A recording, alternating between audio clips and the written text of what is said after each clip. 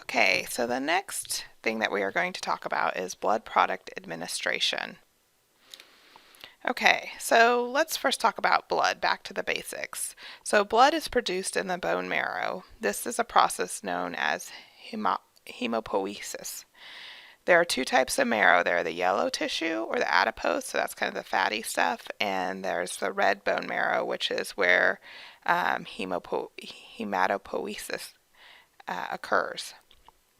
So all three types of blood cells are developed from the common hematopoietic stem cell within the red marrow.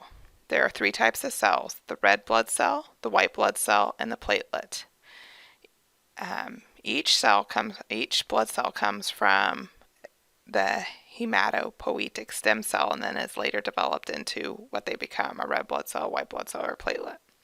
So bone marrow is stimulated by different factors to generate more blood cells. For example, if your patient's hypoxic, then the kidney is stimulated to release erythropoietin to stimulate the bone marrow to produce more cells, and then those cells are matured to become red blood cells to carry our oxygen around. So, and we'll talk more about anemia when we get to gas exchange, but I just wanted to kind of remind you all what kind of blood cells are there and why they're important, where they develop from. So, blood functions. What is the purpose of blood? There are three major functions that our blood does for us. One, the transportation. So, what does it transport? It carries oxygen around from lungs to cells, and that would be our red blood cell. It carries nutrients from the gastrointestinal tract to cells. It helps move around hormones released by various organs to our tissues and cells. So if your pituitary gland releases a hormone and it's stimulating, then the blood will carry that hormone to stimulate whatever organ that might be. It also carries metabolic waste products from the cells to the lungs, liver, and kidney for process and removal. The second thing blood does is regulation. It helps us regulate our fluid and electrolytes, again, doing the metabolic waste process. So if you have too much sodium in your cells, the cells will release the sodium into your blood. The blood will carry it to the kidneys will remove it. It helps us regulate our acid-base balance. It helps us maintain body temperature. It helps us maintain intravascular oncotic pressure. Blood also intravascular oncotic pressure, meaning that we helps maintain the vascularity of our vessels, that we have enough blood pumping round and round, carrying those red blood cells and the oxygen that we need, and keeping our blood pressure up. Protection. It maintains homeostasis of blood coagulation. So if we get an injury, our blood is going to send platelets there to start the clotting process, which we're going to review in a later presentation. It also fights off invading pathogens or foreign substances. So it brings the white blood cells to the foreign substance or the pathogen, and we start fighting off that infection. So who needs a transfusion? Severe or symptomatic anemia or acute blood loss. So I know you haven't talked about anemia yet, which is coming, but let's talk a little bit about it so you can kind of keep that in the back of your head when we talk about why people need blood. So the first reason they need blood is for decreased red blood cell production.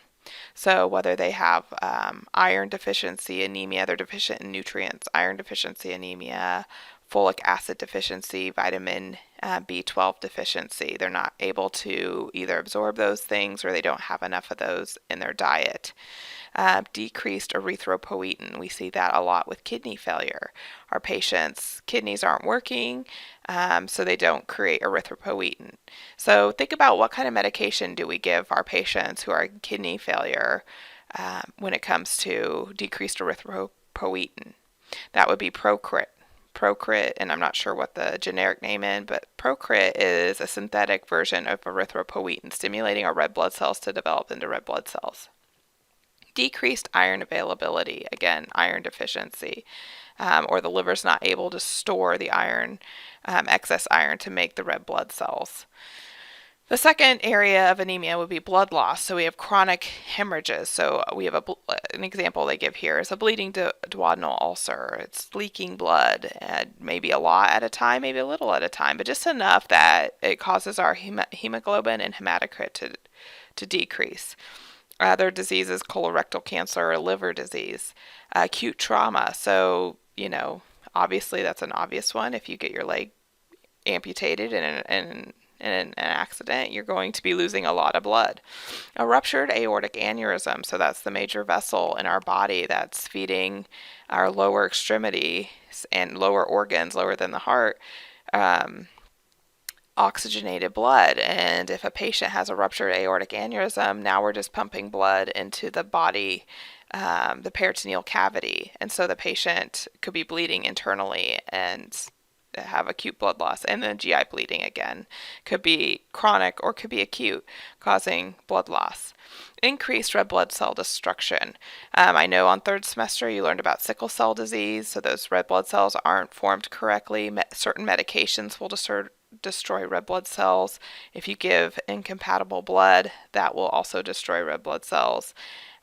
Called hemolysis, which we'll talk about in a little bit, or trauma. So if you have a patient that's gone through cardiopulmonary bypass and they're put on the bypass machine, that turbulence of the flow of blood will actually cause the red blood cell to lyse or open up, destroying that red blood cell and causing it not to be usable for the patient, therefore lowering the ability of the patient to transport oxygen and nutrients around in their body. All right, so when we talk about blood, 98% of the blood supply in the United States comes from volunteer donors. Blood can be transfused as a whole, meaning it has all the products in it, or as an individual blood product. So blood products that are contained in a whole unit of blood would be plaqued red blood cells, platelets, fresh frozen plasma, albumin, cryoprecipitate, and white blood cells. And we'll talk about what washed red blood cells are in just a bit. So blood makes up about 8% of a person's total body volume. Blood is consistent of 55% plasma and 45% of elements like red blood cells, white blood cells, and platelets. So JCAHO tells us as nurses that blood components need to be properly handled, properly administered or dispensed, properly dispensed from the blood bank, and properly administered, and that patients are to be monitored properly. And so failure to do that and having an incident could cause an sentinel event. But that is the standard that JCAHO has set forward for us as nurses. There are 4 required components for each blood product bag: the lot number, the unique facility identifier, the product code, and the ABO group and RH type of donor. So when you're looking at a unit of blood, you need to make sure that these items are on there. And then it's important as nurses not to develop an attitude of complacency, because we administer blood so frequently, but not doing it correctly, not following the steps and procedures to administering blood can be fatal for a patient. So when we talk about sentinel events, what is a sentinel event? It is an event that requires intense analysis of contributing factors and corrective actions to be taken to ensure that a patient does not have a sentinel event again. Acute hemolytic reaction caused by incompatibility is a sentinel event. So if you give your patient the wrong type of blood, and they will have a reaction by the incompatibility, then it's considered a sentinel event. And I have taken care of patients that, or one patient in particular, that the ER nurse was too busy to check the compatibility correctly, causing the patient to receive the wrong type of blood, and she had an acute hemolytic reaction. She was in a small rural hospital and came to the larger hospital I was working at the time, in the ICU there, and she ended up in liver failure and renal failure, and she turned yellow because she was in liver failure. So she ended up surviving it and came through it okay. But again, it could have been a lot more serious than that. So, administering blood anywhere requires the nurse to follow the policy and procedures to ensure safe transfusion and to reduce the risk of complication for the patient. So, this picture here is just a picture of what you might see on a unit of blood. You can see this is a label. So, you can see that it has the A and the A positive, which would be the blood type, and that RH is positive. It should tell you the expiration date. It should tell you when the unit was collected, the unit number, what type of blood product is it? This one says whole blood, but are you giving a packed red blood cell? Are you giving a platelet?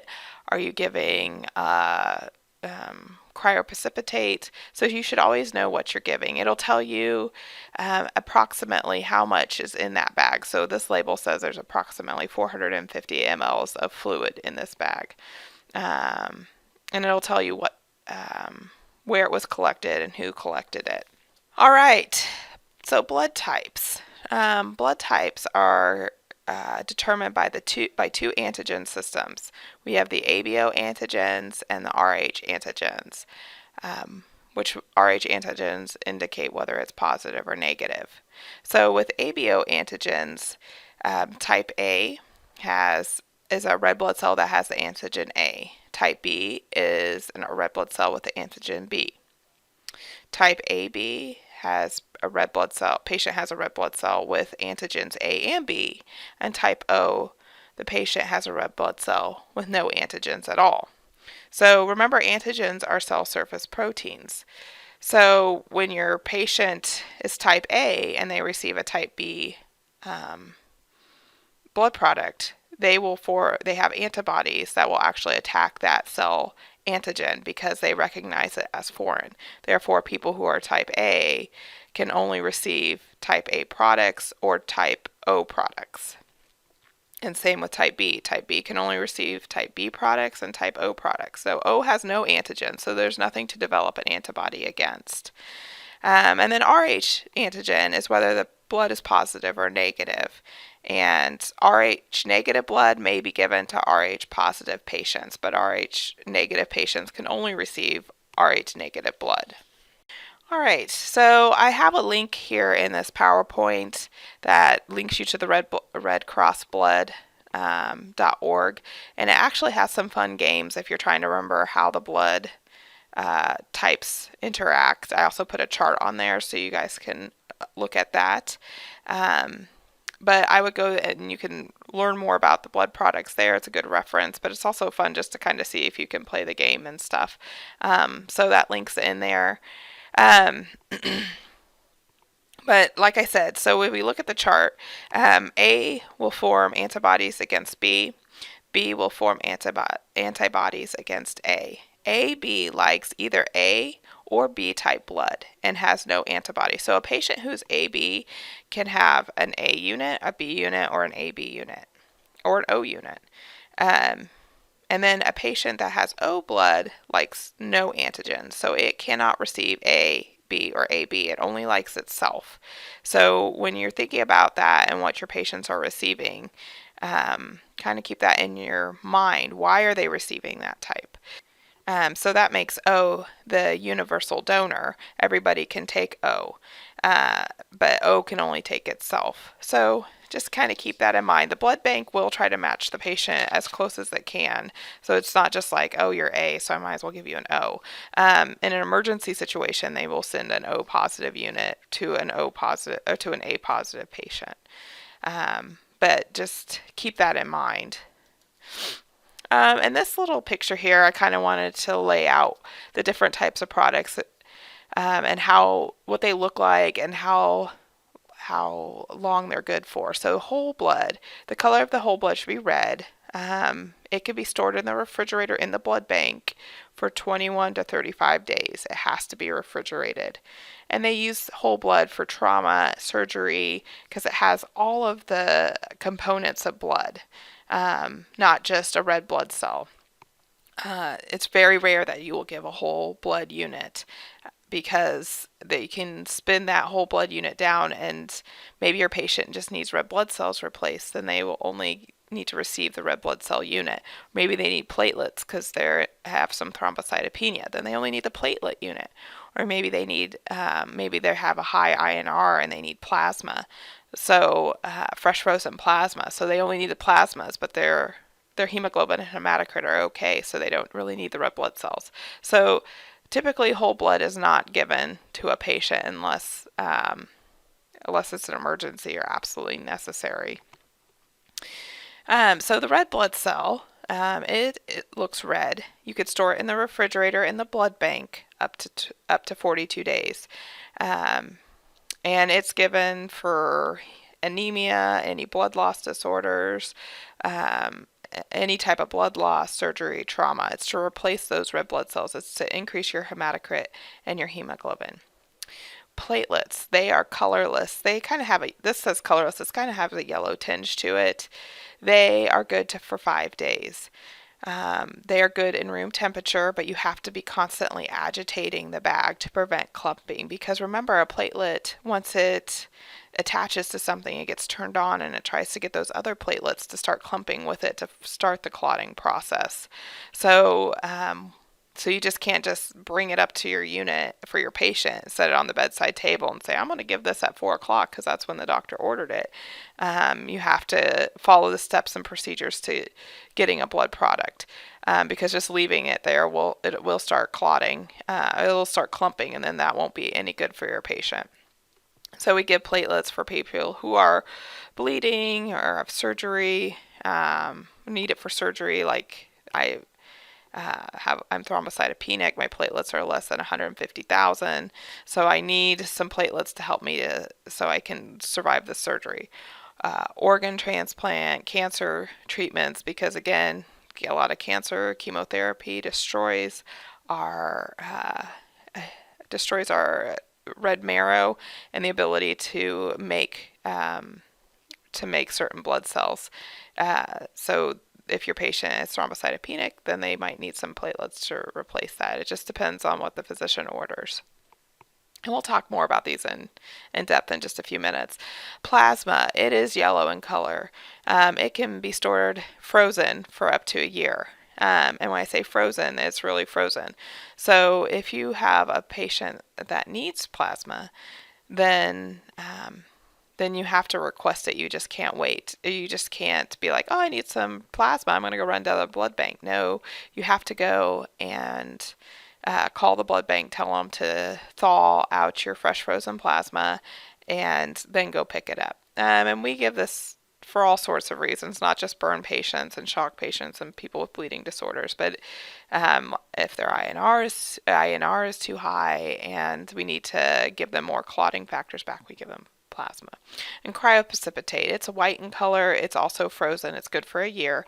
We give it for patients with hemophilia, people in DIC. It's a rich source of fibrinogen, and when we talk about DIC, we'll talk a little bit more about fibrinogen, but that helps us solidify our clot in the clotting process.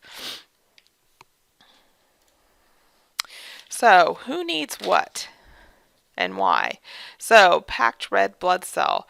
If you looked at a packed red blood cell, that's the picture there is kind of what it looks like. It is exactly what it looks like. It should be red. We give that for patients who have a low red blood cell count, low hemoglobin, or low hematocrit. People who have excess loss from trauma, surgery, excessive bleeding, or aplastic anemia. So what is aplastic anemia?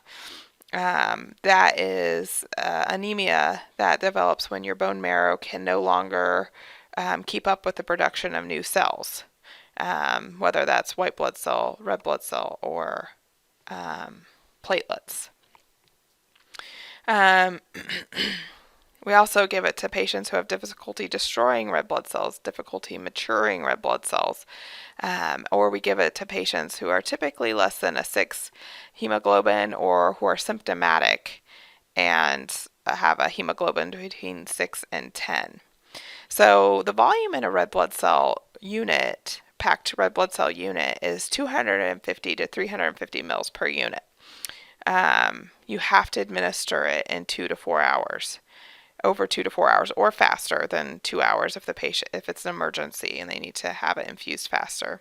It is stored in the blood bank refrigerator. So that means that if you go down to the blood bank and get your unit of blood, you can't bring it up and just put it in the medication refrigerator and think, well, it's in the fridge, it'll be good to go. No, you only have 30 minutes once you remove that unit of blood to use it, to start the administration, to start the transfusion of blood to the patient. Now, there are specific blood bank refrigerators that are located in other places in the hospital. One of those would be like surgery. They have their own special blood bank refrigerator. And sometimes ERs, bigger ERs, will have their own blood bank refrigerators. But again, that is monitored by the blood bank. It is not monitored by nurses. So just using the red blood cell, a packed red blood cell unit, lets us use the other blood products like albumin and plasma to be given for other purposes. It also gives our patients a lot less fluid. So whole blood has a lot of fluid. Packed red blood cell, not as much. And so if your patient's at risk for fluid volume overload, giving them a packed red blood cell versus giving them a whole blood unit would reduce a lot of the extra volume that's in there. So because we know that a whole blood unit has about 450 ml, so a packed red blood cell unit has about between 250 to 350 mLs. So once I give my patient their packed red blood cell, I can expect my hemoglobin to go up about 1 gram or my hematocrit to go up about 3%. So if you ever just find that you only have a hemoglobin and you want to know what their hematocrit is, then multiply that number by 3, and that'll give you a good estimation of what their hematocrit is. So if my hemoglobin is 8, then my hematocrit is probably about 24%. And 1 unit of red blood cell can replace a volume loss, a blood loss of 500 mLs. Not a volume loss, a blood loss of 500 mLs. So it has a significance because remember, 8% of the body's volume is blood. And 1 unit of red blood cell can replace just that red blood cell loss, that blood loss. Okay, so washed red blood cells are leukocyte reduced. That means that these red blood cells were washed to decrease the white blood cell or plasma proteins. We give these type of red blood cells to patients who have had a history of an allergic reaction in the past to blood transfusion, people who have a hematopoietic stem cell transplant, because they already have a high risk for having a reaction due to being an immunocompromised patient with frequent multiple blood transfusions. That's also replacing the actual things that make your blood. So hemopoietic stem cell transplant patients have their blood type or their blood cells have been replaced by a stem cell. And we also give washed red blood cells or leukocyte-reduced red blood cells to patients who have had frequent multiple blood transfusions. So if a patient has had 4, 5, 6 blood cell or packed red blood cell transfusions, they have a higher risk of developing a reaction to the blood. So they might need the washed red blood cells or leukocyte-reduced. And they'll say it right on the package. So if your physician or healthcare provider writes leukocyte reduced or leukocyte poor or washed red blood cells, packed red blood cells, then make sure that your label indicates that. That would be part of the checking that you're giving the right type of blood to your patient. Frozen packed red blood cells, they were developed during World War II. Which was a huge step for them, because how do you get blood to a place that you don't have access to?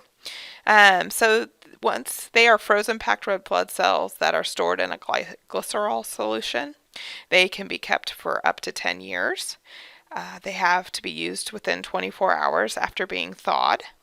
And the reasons why we use frozen packed red blood cells would be an auto transfusion, if your patient is a rare donor and has a rare blood type, with lots of little antibodies, and they've had lots of transfusion reactions in the past, then we might have them donate when they're healthy and then freeze them. So when they do need blood, we have that available to them. We use it for stockpiling, so preparing for a crisis that might occur. It's expensive to do, so it's not done for everybody. So if you're just an average Joe who doesn't have those fun antibodies, then they probably wouldn't just go and freeze your packed red blood cells. So this unit of blood is about 200 mLs, and again, we infuse it just like our other packed red blood cell unit over 2 to 4 hours, faster if needed if the patient's not doing so well. Okay, so who needs what? Again, our next type of blood product would be platelets. And platelets are given for patients whose platelet count is less than 10,000, patients who are actively bleeding, and their platelet count is low, patients who are have thrombocytopenia and who are bleeding or scheduled for an invasive procedure, because we want, if they're going to have some invasive procedure like a cardiac cath done, we want to make sure that they're going to stop bleeding when we pull that arterial sheath out and that they can form a blood clot. We also give it for people who are struggling with sepsis, splenomegaly, or DIC. So what is splenomegaly? It's an enlarged spleen that affects each of these vital functions. For instance, as your spleen goes larger, it begins to filter normal red blood cells out, as well as the abnormal ones, reducing the healthy cells in your bloodstream. It also traps too many platelets. And eventually, having all those extra red blood cells and platelets can cause your spleen, causing it to interfere with the normal function. That also encourages the enlarged spleen, which may even outgrow its own blood supply, which then can damage it or destroy the sections of that organ. Anyway, that's a side note for splenomegaly. But if it's trapping too many platelets, then you won't have enough platelets for your patient to actually form a blood clot. Platelet transfusions are usually done from up to 10 donors. These are called pool donors. One donor unit contains 30 to 60 mLs of platelet concentrate.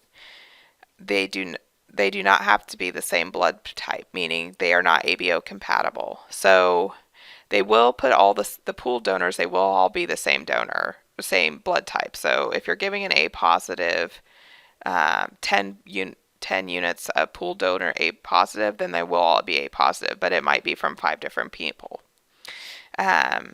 Single donors, these are just one donor, and the reason we have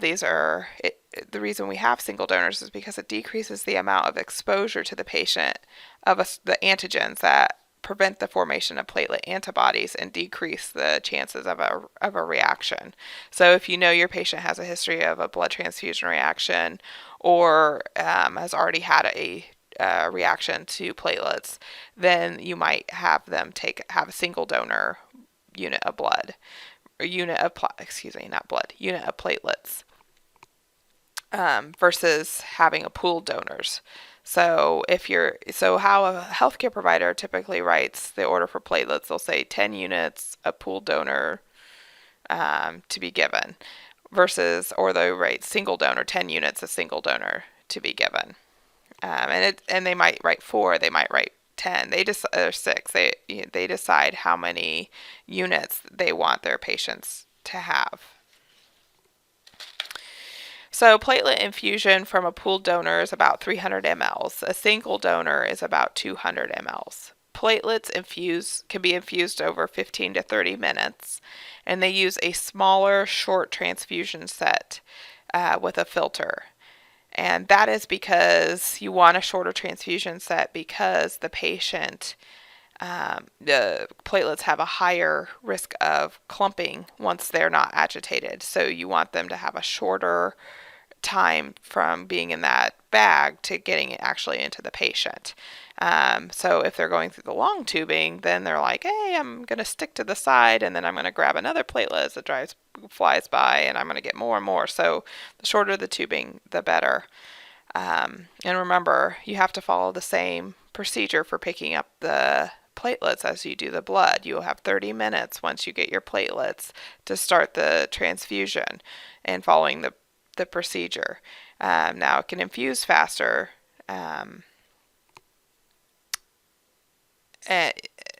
And, just because it can be stored at room temperature doesn't mean that you should just go get your unit of platelets, come back, your bag of platelets, come back and leave it on the counter and say, well, I'll get to that in a minute. Giving blood has to be a priority. And then giving donor unit of platelets will give your patient about a 10,000 increase in their numbers. So if your patient's at 10,000 and you give them 1 unit, hopefully it'll increase it to 20,000. And there's a picture there for you to look at. That's kind of what I mean. It's not very white. It actually looks pretty yellow. And it comes in a big bag. It's not the same. It doesn't look the same as the packed red blood cell. But you can also see the label is pretty similar to the packed red blood cell. So you know what you're giving your patient. So if you look at that, it says A positive. It'll tell you expiration. It'll tell you unit number.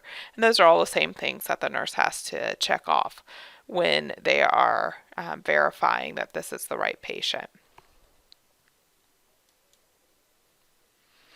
Okay, our next blood product would be fresh frozen plasma, or FFP. And fresh frozen plasma, and I'm not going to read these all to you because you can look at the screen and see them, but these are all the different clotting factors that fresh frozen plasma holds. We give fresh frozen plasma to patients who have clotting deficiencies like DIC, which would be disseminated intravascular coagulation, hemorrhage, massive transfusions, liver disease, vitamin K deficiency, or if they've have excess warfarin, they've taken Coumadin or warfarin, too much of that, and that's causing their bleeding times to be higher. So a lot of times when you're in the unit or in the hospital, you might hear them say, oh, we got to thicken their blood up. What they're talking about is giving them some extra coagulation factors, the FFP, so that the patient can clot faster than they have in the past. And you could see the colors on the bags. They're very similar to the platelets, but they do come in individual units.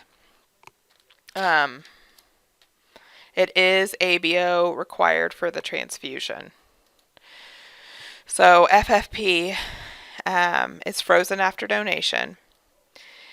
If I get an order, I have to call down to blood bank and say I have an order for however many units of FFP, 2 units of FFP. And they say, okay. And they say, well, we'll start thawing some out for you. And then they call you back and say that it's ready for you to come pick up. So you just can't be like, oh my gosh, this patient just came into the emergency room and I need to give them some FFP because they overdosed on Coumadin. It takes a little bit of time to defrost it. And it takes about maybe a half an hour to defrost it. It must be given 24 hours after thawing. So let's say you call at 9 and say, I need FFP, and the doctor says, no, let's hold off on that until tonight because I want to do a procedure in the morning and I want them to have it at night, then the FFP would still be okay to give. But if they say, no, you defrost it at 9 in the morning, and they say, no, it's been rescheduled till, 10 o'clock tomorrow, let's not give them the FFP until then, well, then your FFP will be no good. So they would rather you give it right away, so not defrost it and not unthaw it until you're ready to administer your FFP. PT and PTT labs that are 1.5 times the normal. So if your patient is on Coumadin or heparin and they shouldn't be, or something happens where they need to be given FFP, then that might be an indication that they are to receive FFP. ABO type is required for transfusion. So if I'm A positive, I better be getting an A positive FFP unit. If I'm O positive, then I should be getting an O positive FFP unit.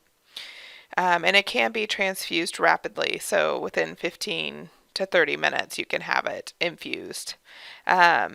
the amount of FFP per unit is about 200 to 200 milliliters. And again, just like the platelets, you use the straight filter tubing versus the blood administration, the packed red blood cell administration tubing. So it's the same as our platelet unit. Albumin. I wanted to put this in here because I don't know how well we explain that to you in other levels. But albumin is important in regulating blood volume. It helps us maintain the colloid osmotic pressure of the blood compartment. So it helps us. So if you have a lot of albumin, then it helps us pull our fluid from the tissues back into the vascular space. It's prepared from plasma. It can be stored for 5 years. So long shelf life. It's available in 5% concentration or 25% concentration. So why would that be important to know? Well, let's say you have a patient who is like a coronary artery bypass graft patient, or a patient that has had open heart surgery, and you want them to get some volume and also pull in some of the volume into their vascular space, and also pull in some of the fluid from the surrounding tissues, then you might give them a 5% concentrate. And that's that bigger bottle there in the picture. You can see it's larger, it's lighter in color. So it's going to give the patient a little bit more volume. So if they're hypovolemic or something, 5% concentration will help.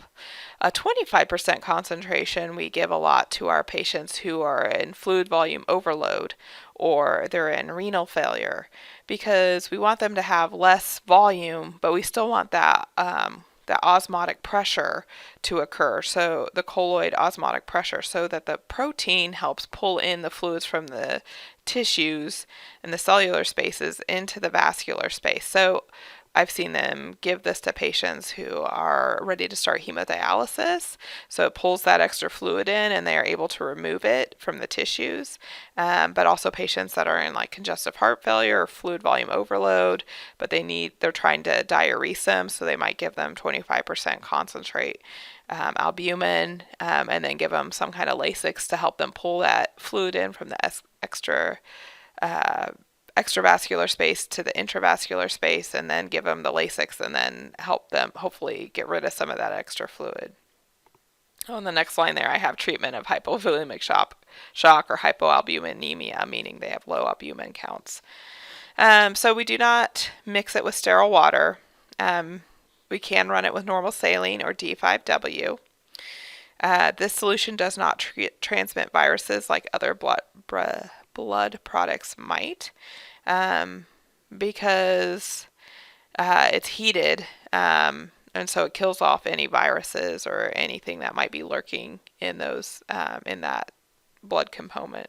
When we administer it for our patients, we need to watch out for pulmonary edema or signs of fluid volume overload, because again, it pulls that extracellular fluid into the vascular space, and all of a sudden they cannot get rid of the fluid fast enough. Their kidneys might not be functioning fast enough, or they might have a poor heart and they can't handle that extra fluid in their vascular space, and so it causes that pulmonary edema and that shortness of breath and congestive heart failure type symptoms.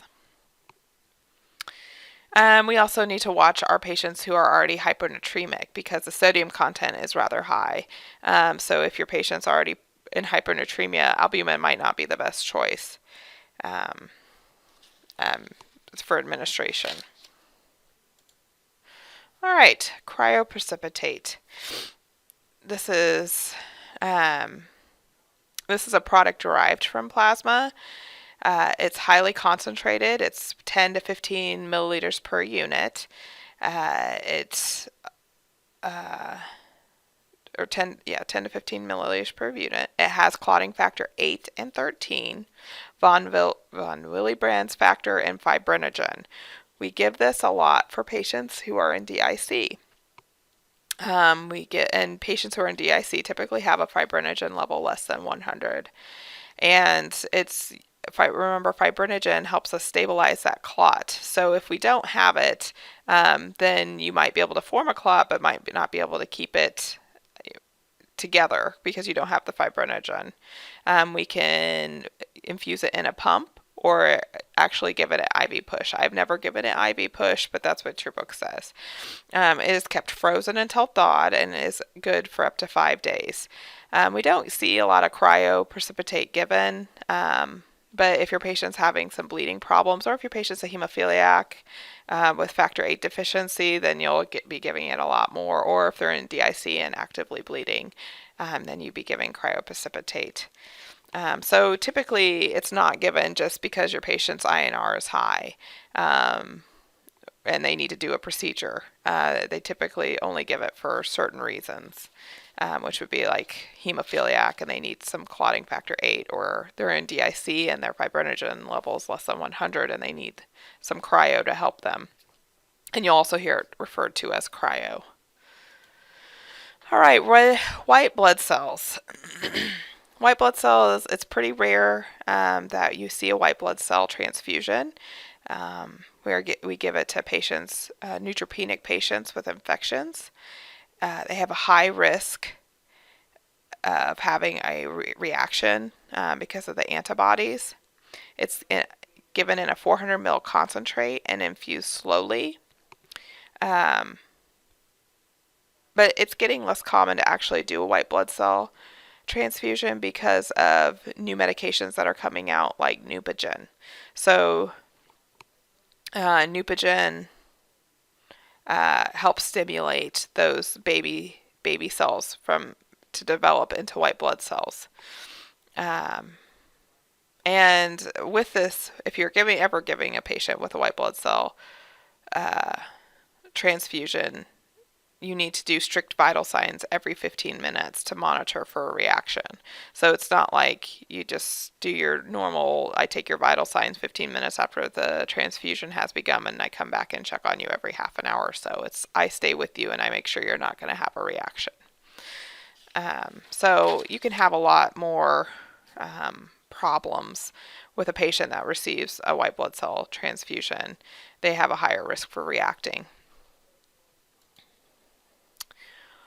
All right, nursing responsibilities for pre-transfusion. So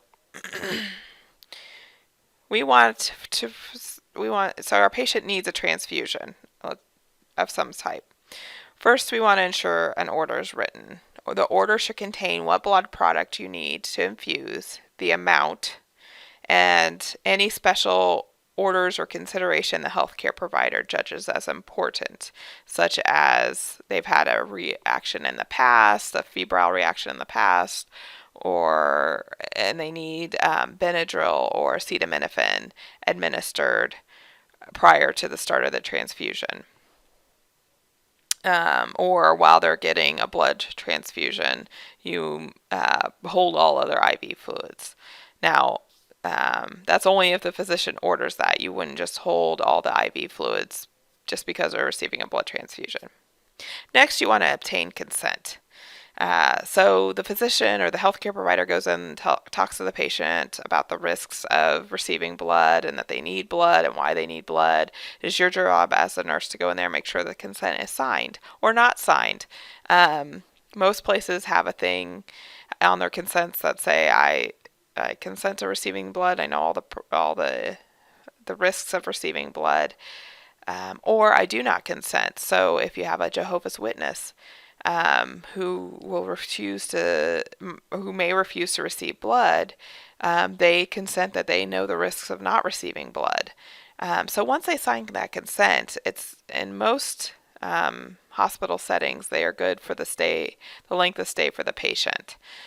So whether they start out in ICU or ER and they've received blood and now they're on the med-surg unit or they're in surgery, you don't have to obtain consent every time your patient needs a blood transfusion.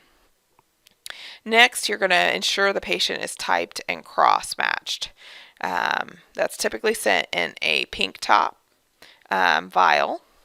You will need to follow the hospital's policy about blood banning if they have any. So a lot of times the hospitals take a next step to ensure the safety of their patients.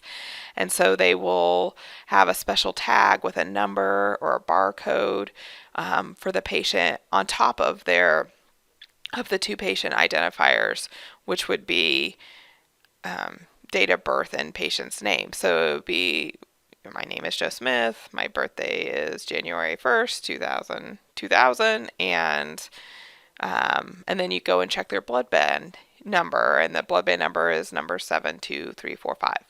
And that should match the documentation given to you when you pick up the blood bank, the blood at the blood bank, and you bring that back to the bedside to verify that this is the right patient, and this is the right unit of blood, and this is the right product that I'm administering.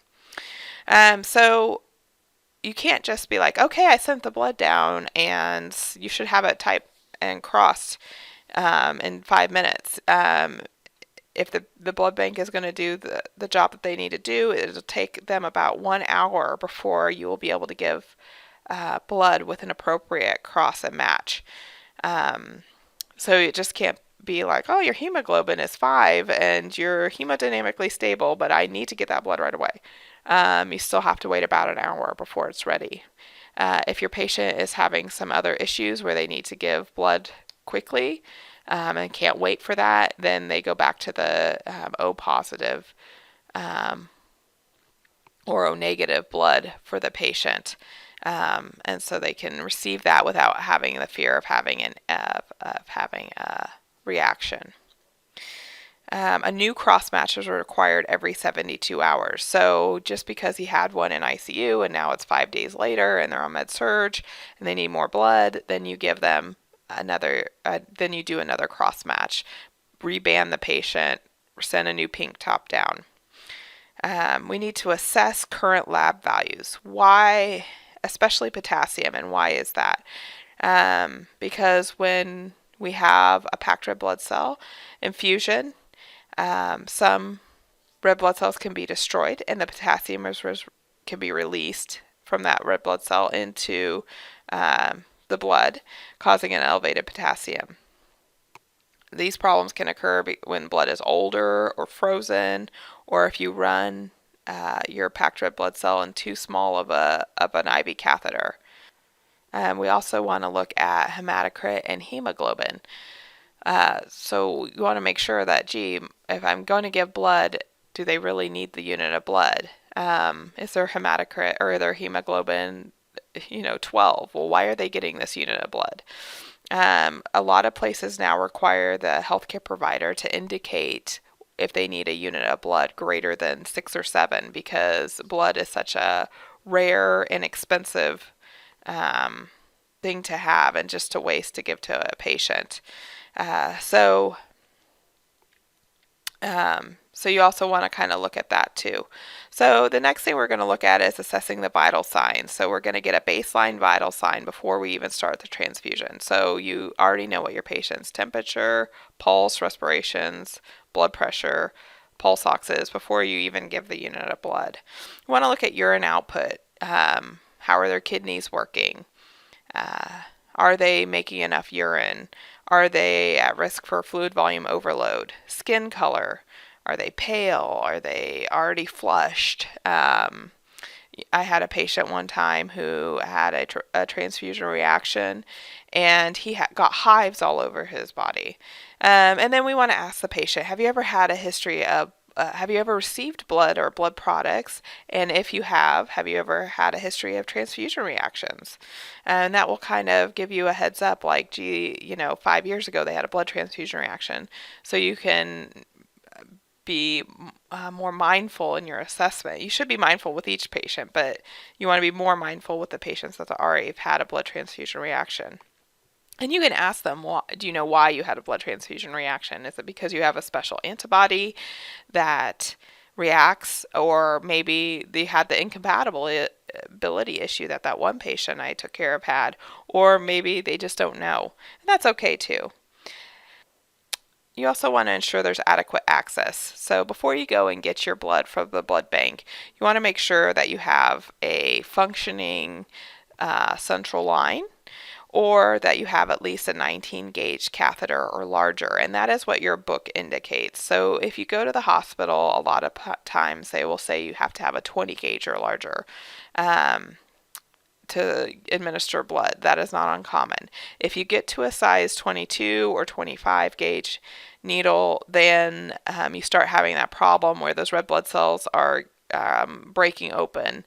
And so if your red blood cells broke open, it releases that potassium, but it also makes that hemoglobin no good at carrying oxygen. So you're basically wasting that red blood cell. And you want to make sure that they work.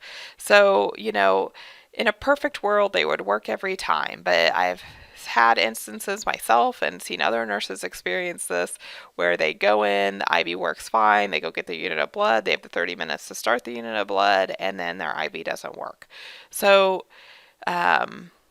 you always want to make sure, you can't control that situation, but you can control and know that your IV works before you go get that unit of blood, or make sure your central line catheter works before you give that unit of blood.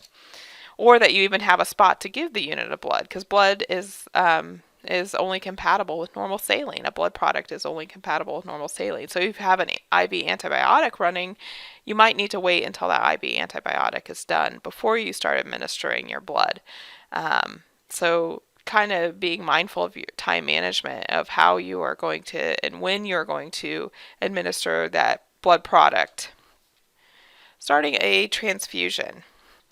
So now I've done all my pre-transfusion things. I need to start my transfusion. I'm going to obtain the blood product, and that is whether you get it, a fellow RN gets it. You have to follow the hospital's policy about who is allowed to go get the blood from the blood bank. Once you have the blood from the blood bank, you have 30 minutes from the sign-out time to administer that unit of blood. You want to verify with another RN or LVN the patient identifiers, so date of birth, name, blood bank number, which would be blood band, blood type, so you want to make sure the unit's A positive, they're A positive. You want to look at the healthcare provider's order to ensure that, I'm supposed to give a packed red blood cell unit and not a unit of platelets, and then the expiration of the unit of blood. The unit of the blood product, so it's not past that 42 days expiration. And a lot of times they will also have you read the unit number. So the unit number on the bag says this, the unit number on the blood bank documentation says this. So you have all of these checks that you have to go through prior to actually starting the blood transfusion. And we also want to examine the bag for any kind of discoloration, gas bubbles, or cloudiness that could indicate bacterial growth or hemolysis, which is the breaking down of those red blood cells. Explain the procedure to the patient, educating the patient on, how long it has to go in, any kind of unusual sensations like chills, shortness of breath, hives, or itching, especially within that first 15 minutes. The first 15 minutes is when you will usually see a transfusion reaction if your patient's going to have one. Not a guarantee, but usually in that first 15 minutes. Or the first 50 mLs of infusion. So the first 50 mLs of that blood product could cause your patient to have a reaction. The rate that you should set your pump should be no faster than 2 milliliters per minute or 120 milliliters per hour. So unless it's an emergency and you have a physician's order, you should not be going faster you should not be setting it at 150 and good luck to my patient. It should be set at 120 milliliters per hour or less to ensure that no reaction is going to occur if possible. Because again, if you're setting it at a higher rate, that means that patient in the first 15 minutes is going to get more than 50 mLs. They're going to get a fast a lot of exposure if they're going to have a reaction to the antibodies in that blood, or if it's incompatible, whatever that reaction might be. So if we don't give them as much and then we start seeing signs and symptoms of a transfusion reaction, then we can stop the transfusion reaction before they get a whole bunch of blood from that unit of blood. Once you verified that it's safe for the patient to have the unit of blood after the first 15 minutes and there's no reaction or no signs and symptoms of reaction, then you can increase the rate to either what the healthcare provider has prescribed or as you see fit, or what the healthcare provider has prescribed. We'll go with that. But again, knowing that you're also looking for signs and symptoms of circulatory overload or that your patient's having distress of any type. And the rate also may depend on the facility's policy too. If the facility says, the patient needs to receive this in 4 hours, then you set the rate according to that. If the healthcare provider writes infuse the first unit of blood in 2 hours, then set the rate depending on that. But we also want to be mindful of our patient's cardiac status and for the older population, because they have a higher risk of getting into that fluid volume overload and starting to have distress from that.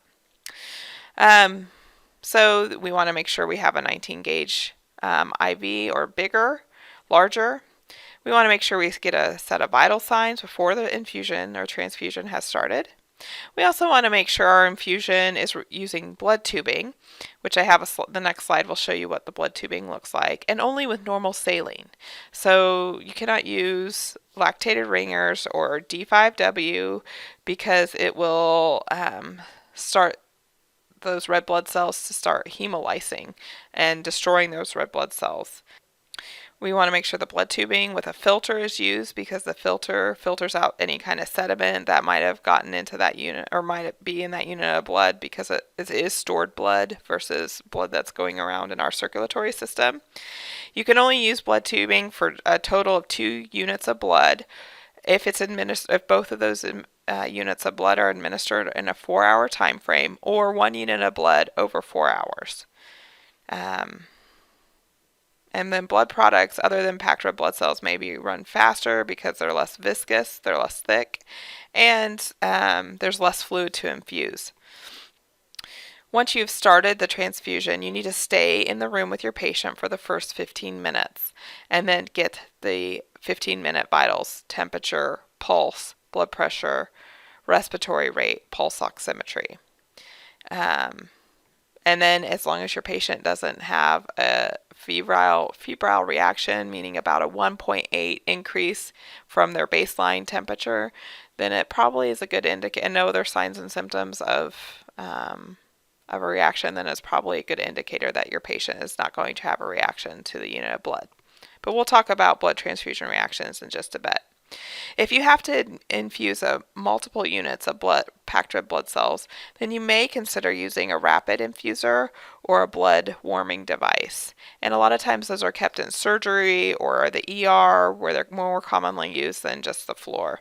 And that's because the blood is colder than room temperature because it's been stored in a refrigerator.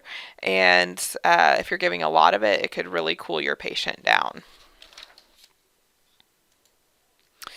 So on this picture here, I have the patient, or I have a blood setup. So you'll see that in the left picture, there's the normal saline. It's about a 250 ml bag. That's usually all you need.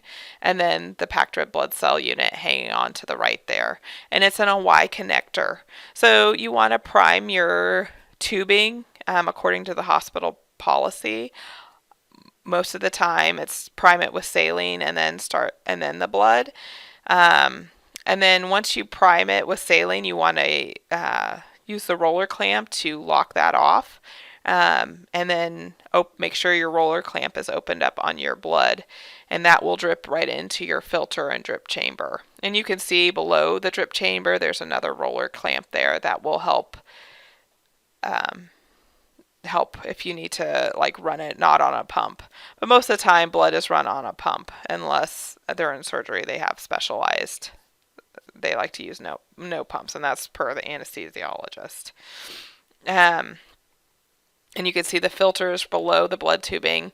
If you do not roller clamp the clamp to your normal saline, then the blood could go actually up into your normal saline bag, and your patient won't be getting that blood product. It'll be going up there. So you want to make sure it's roller clamped, so it's not pulling from that saline bag or having the blood go and mix up into that saline bag.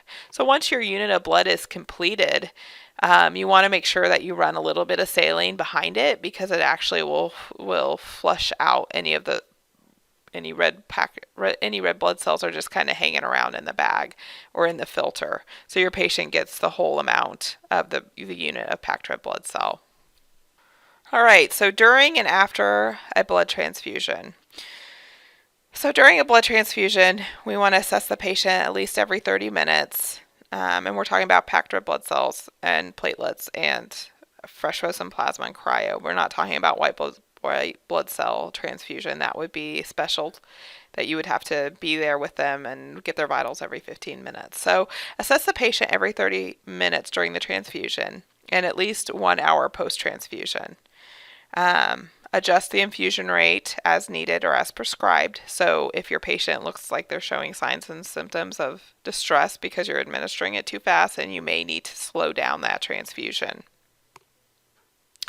Evaluate the patient for signs and symptoms of transfusion reaction. So, when you pop your head in, to make sure they're okay, make sure they're not having any itching, chills, back pain, shortness of breath. And then we want to monitor for signs and symptoms of circulatory overload. After the blood transfusion, we want to evaluate the therapeutic effect of the blood product. So we want to make sure we have an increased hemoglobin and hematocrit, an increased blood pressure, if that's what we're solving, decreased bleeding or bleeding times if we're giving the blood product for those, if we're giving it like platelets or FFP, or FFP for the bleeding times, decreased bleeding for platelets or FFP, improved pallor, that their color looks better, they're not just like pale as a ghost. We need to document. What do we need to document? 7 things. We need to document vital signs. So your transfusion is in, document vital signs. Document the product infused. Received 1 unit of packed red blood cells. The product number.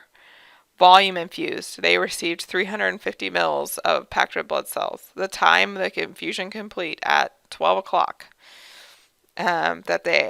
How much urine they've had out, and any other adverse reactions that they might have, if they've had any at all. Patient tolerated unit of blood well. Patient, states no back pain, no chills. And then once you've determined that there's been no reaction, then you can dispose of the bag and the tubing in the biohazard trash. And that's only if no reaction was detected. Okay, next we're going to talk about acute transfusion reactions. And I have them listed here. We have the febrile non-hemolytic, hemolytic, allergic, bacterial, circulatory overload, and transfusion-related acute lung injury or TRALI. So acute hemolytic transfusion reaction occurs when blood containing antigens different than the patient's own, and the patient receives blood containing antigens that are different from the patient's own blood. So I'm an A person and I received a B blood. Antibodies form to attack the transfused cells, and it sets the inflammatory response in the organs and the vessel walls in the body. They start having an inflammatory response. They could have mild to severe reactions. And mild, I'm talking like fever and chills. Severe reactions, life-threatening, DIC, circulatory collapse, and death. Usually occurs within the first 15 minutes. Okay. So what do I look for when I'm assessing to see if my patient's having a blood transfusion reaction? Well, mild would be the fever, the chills. A lot of times patient will complain of lower back pain. They might complain of chest pain. They might not feel right. Something feels funny. Apprehension, headache, tachycardia, tachypnea. They're having that shortness of breath feeling, hives, or itching. They might develop some hypotension, hemoglobinuria. That's why it's important to check our urine or urine output.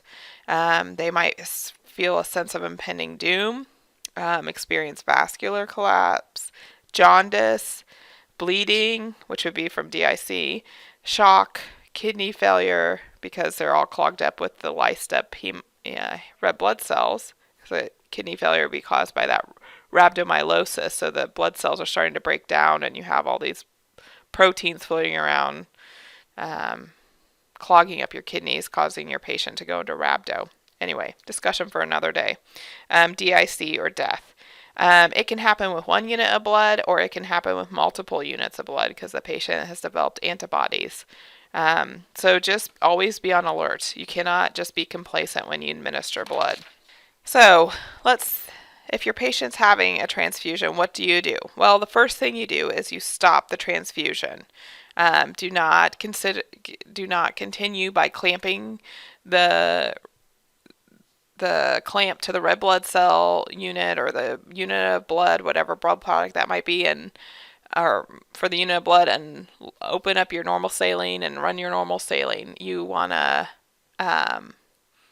get a whole new set of tubing, a whole new saline, and if that's your only IV, try to aspirate any of the blood out, or use another IV site, or another IV. If you have a central line and you have another IV, then use that. But you want to maintain a patent IV line with saline solution, because if your patient's going to start collapsing or going into a life-threatening event, then you want to make sure you have IV access to give them emergency drugs if necessary. You want to notify the healthcare provider and blood bank that a reaction has occurred. Recheck identifying tags and numbers to see if you've missed out on anything. Monitor the vitals and the urine output, and treat the symptoms as ordered by the healthcare provider. You don't just, save the blood bag and tubing and send them back to the blood bank. Never discard them into the red bin and say, oh, don't need that. They go back and they use some of the blood in there to determine what might have caused this patient to have that kind of reaction.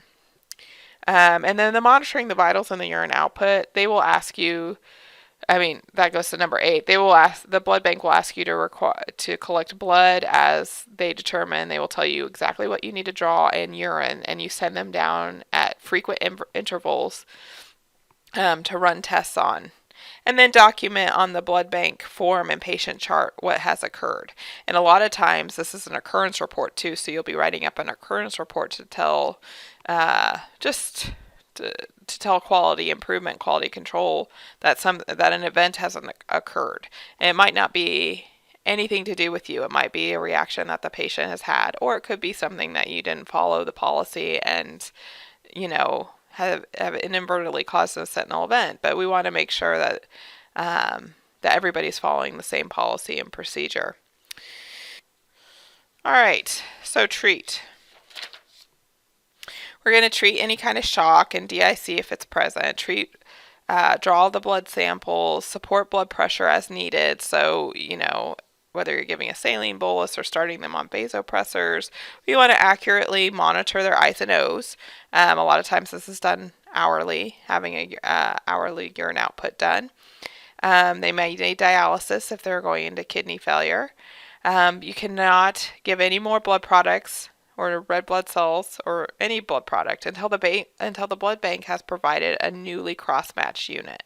So typically, once the reaction has settled down, you have to redraw a new pink top or whatever the top is for your hospital, send it to the lab. They do a new cross-match. You cut off the old blood band, put the new blood band on.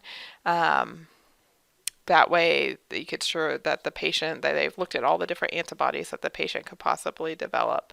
And then you want to meticulously document everything that's occurred, what you've done to prevent, what you've done pre-transfusion, during the transfusion, and after the reaction has occurred. and also draw the blood samples for any serological testing or urine samples as determined by the facility. So let's talk a little bit about other types of transfusion reactions. So we have the febrile non-hemolytic. It occurs most often in patients receiving white blood cell transfusions or multiple transfusions or platelet transfusion. They develop chills, tachycardia, fever, hypotension, tachypnea, back pain. Not back pain, excuse me. They've developed they are more sensitive to some donors, to the antibodies, to the plasma proteins, or to the platelets. So the treatment for that is you stop the transfusion, you go through the transfusion reaction steps, and then a lot of times these patients will need Benadryl or Tylenol as ordered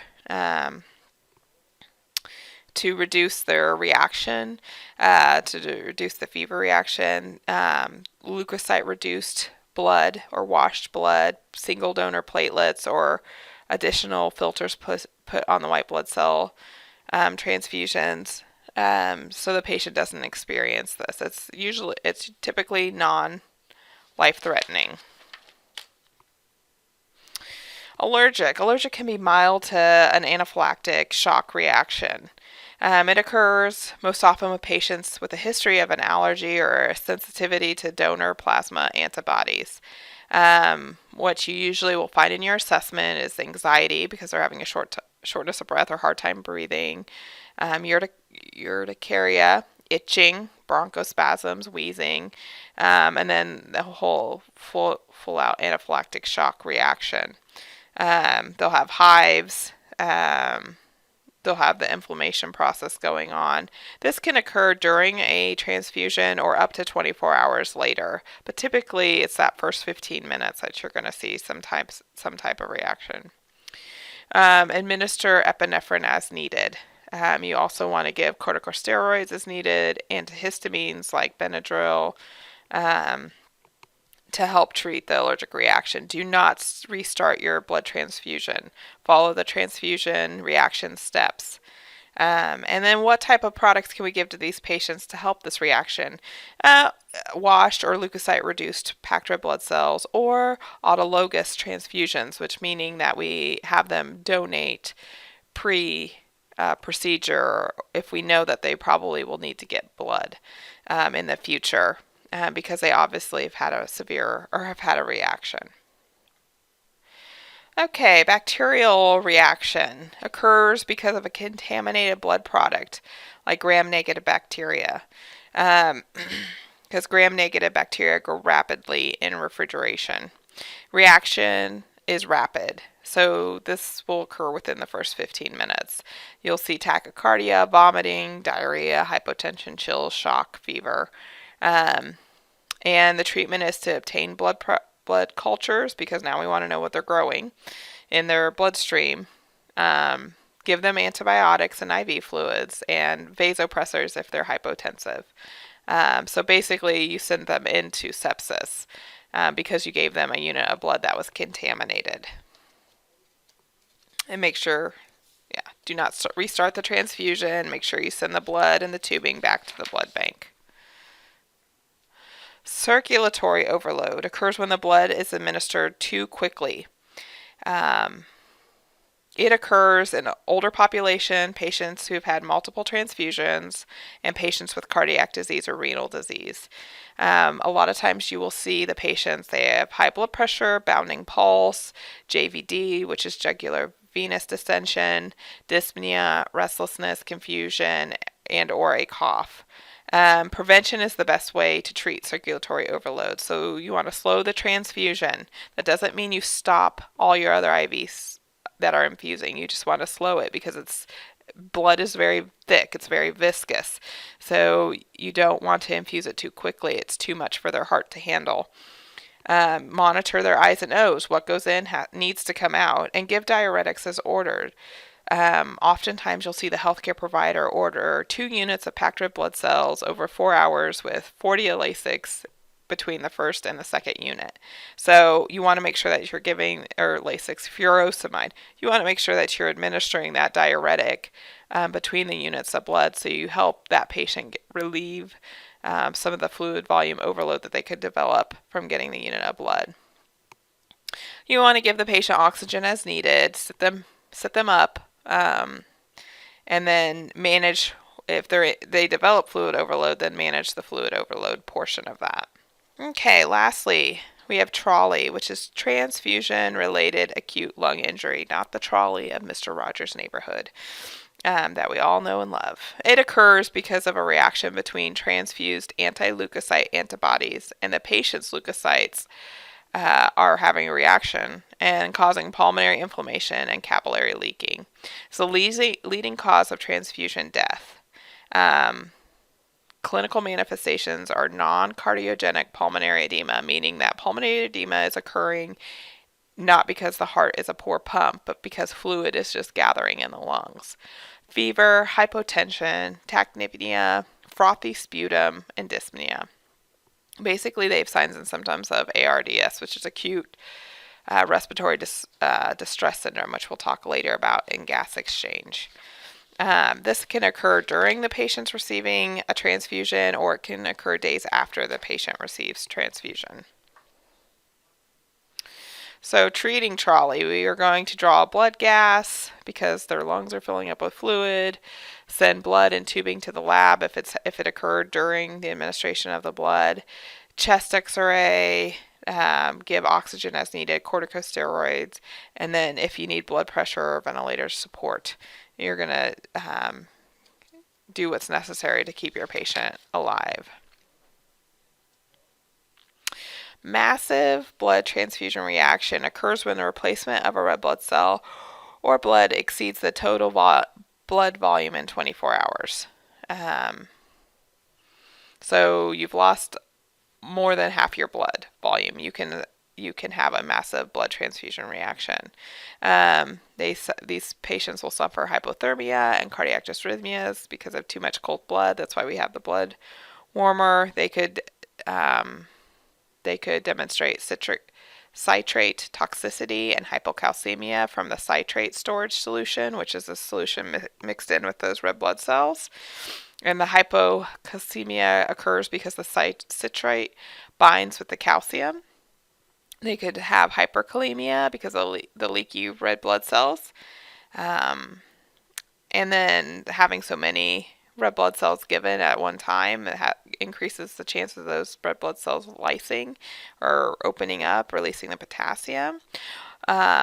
We want to monitor their temperature, their clotting status. Obviously, if they've lost all the blood and you're only giving them packed red blood cells, that puts them at, they don't have the clotting factors, the FFP, the platelets, because, and the platelets, which platelets are separate than FFP.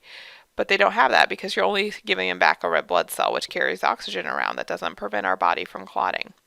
We want to monitor their electrolytes and the cardiac monitoring. So make sure they have an EKG on to look for dysrhythmias. And try to use a blood warmer when administering blood products that's for when your patient has to replace all that blood that they've lost. And give calcium gluconate to replace some of the calcium that they have that is inactive because the citrate has bound itself to the calcium. All right, autologous blood transfusion. That occurs because we're collecting and infusing the patient's own blood. The good things about autologous is that it reduces blood transfusion. It reduces compatibility problems and transmitting any bloodborne diseases. There are 4 types of autologous blood transfusions: perioperative blood donation, acute normovolemic hemodilution, intraoperative autologous, and postoperative blood salvage. So preoperative blood donation occurs before surgery, or before procedure. We know this patient has a rare blood type or rare antibodies, and we're collecting whole blood and dividing its parts for use later. So I'm going to go in 3 months ahead of time because I know I'm going to need my hip replaced, so I'm going to donate my blood and give my body a chance to replenish that blood. Maybe not 3 months, maybe a month and a half. because the blood's only good for 42 days. Acute normal volemic hemodilution is withdrawing the patient's red blood cells prior to a procedure with the goal of minimizing red blood cell loss during surgery and then reinfusing it after surgery. We don't do that on patients who are anemic or have poor kidney function because they're probably already anemic. They don't have the ability to develop their red blood cells quite as well. So we do that. So a patient with a normal hemoglobin has some red blood cells withdrawn with the anticipation that they'll need them back after surgery and to minimize the blood loss. Intraoperative autologous and postoperative blood salvage. So those, after surgery, they recover the blood and reinfuse it as the patient's own blood from the operative field. So they collect the blood during the operation or surgery, and they reinfuse it, or from a bleeding wound. I've seen the intraoperative autologous done for heart patients. I used to do it all the time, but I have not seen the postoperative blood salvage where they take it from a drain and then reinfuse it. You have to use a special device to collect it, filter it, and drain the blood into a transfusion bag. It's not something that's done on a regular basis. It lowers the risk of the transfusion reaction with compatibility and bloodborne diseases, but it increases the risk for but there's still the risk for circulatory overload and increases the risk for bacterial transfusion reactions.